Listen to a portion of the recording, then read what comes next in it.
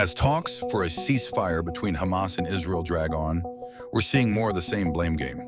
Israel and its allies painting Hamas as the problem, while the Palestinian group and other mediators say Benjamin Netanyahu is yet again blocking any progress. So what is the real issue here? And why can't the millions of Palestinians in Gaza get the relief they deserve? Like many things, the answer here may lie in the past. Let's start with what happened in May. On the 6th of May, Hamas said yes to a ceasefire proposal mediated by Qatar and Egypt, but Israel turned it down, saying the deal did not meet its key demands. The terms of this deal included a ceasefire in 3 phases of 6 to 7 weeks each, an exchange of Israeli captives and Palestinian detainees, a stepwise Israeli withdrawal in the first pause of 42 days, an eventual permanent cessation of hostilities. The start of a 5-year reconstruction plan. After refusing the deal, the very next day, May 7th, Israeli forces seized control of the Palestinian side of the Rafah border crossing with Egypt. So not only did Israel reject the deal, it went a step ahead by attacking Rafah, Gaza's southernmost city, where more than 1.4 million displaced Palestinians had taken refuge. Then, on May 31st, U.S. President Joe Biden came out to announce what he said was an Israeli proposal, which had the same 3-phase structure with a similar time frame and provisions. Over the next 2 months, there were more negotiations, and as always, more back and forth over who was the problem.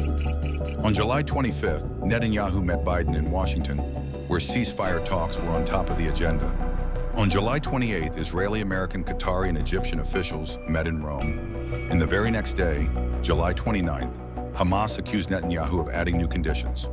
Israeli media reported that these included setting up checkpoints to screen Palestinians returning to northern Gaza and maintaining Israeli army presence in the Philadelphia corridor along the Gaza-Egypt border. But the biggest blow to this round of talks came on the 31st of July, when Hamas leader Ismail Haniyeh was assassinated in Tehran. Haniyeh was not just the head of Hamas's political bureau, but also its main interlocutor, so his assassination quite literally killed any chances of a breakthrough. Israel has never officially confirmed nor denied its role in Haniyeh's assassination, but did tell U.S. officials that it was responsible. Haniyeh was the second Hamas negotiator to be assassinated, as Saleh al-Aruri, another top Hamas leader and key negotiator, was killed in an Israeli drone strike in Beirut on January 2nd.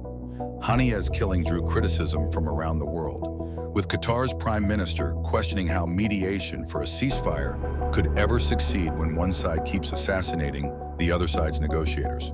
Before the latest round of talks was held in Doha on August 14th and 15th, Hamas reiterated that it had already accepted a previous deal, stressing that onus lies with Netanyahu and Israel. With negotiations expected to pick up again in Egypt later this week, where do things stand now? Apparently nowhere close to a ceasefire deal because, according to Hamas, Netanyahu has changed the terms from what was negotiated in Doha just last week. Right now, Netanyahu is still refusing a permanent ceasefire or a complete Israeli withdrawal from Gaza, while also insisting that Israeli forces will continue to occupy the Netzarim Junction, Rafah Crossing, and the Philadelphia corridor. Netanyahu himself is still pushing his rhetoric of so-called total victory, saying in a meeting on August 20th that his objective is to eliminate Hamas. But still, he has support from the U.S.